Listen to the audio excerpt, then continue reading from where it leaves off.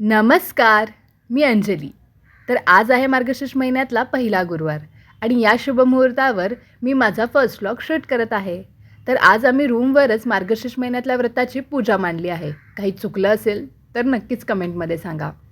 तर आम्ही तिघी 3 दिशेहून एकत्र आलो आहोत आणि तिघींकडे पण वेगवेगळी पद्धती केल्या जातात. आज मला या पूजा मांडताना बऱ्याचशा नवनवीन गोष्टी कळाल्या, ज्या की त्यांच्याकडे वेगळ्या पद्धतीने केल्या जातात.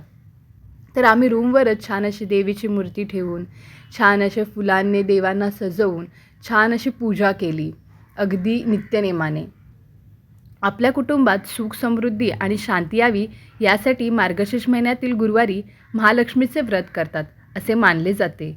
पूजेची मांडणी केल्यानंतर देवीसमोर महालक्ष्मी व्रताची कथा वाचण्याची प्रथा आहे आणि इथे छान अशी देवाची पूजा केली आणि खाली नेमकी आरतीसुद्धा चालू झाली.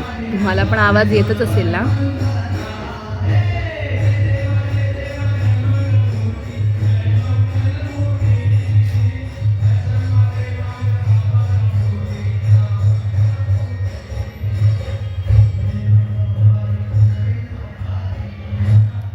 तर ही कथा वाचल्यानंतरच हे व्रत संपूर्ण होतं असं म्हणतात.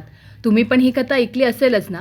मग छान अशी तिघींनी देवाची पूजा केली, आरती केली आणि देवाला छान असा नैवेद्य दाखवला. रूमवर असल्यामुळे अगदी घरी करतो तसं काही करता आलं नाही, पण जेवढं करता आलं तेवढं करण्याचे आम्ही प्रयत्न केले. तर कसा वाटला तुम्हाला हा व्हिडिओ नक्की सांगा कमेंटमध्ये आणि माझ्या चॅनलवर नवीन असाल तर चॅनलला सबस्क्राईब करा. थँक्यू.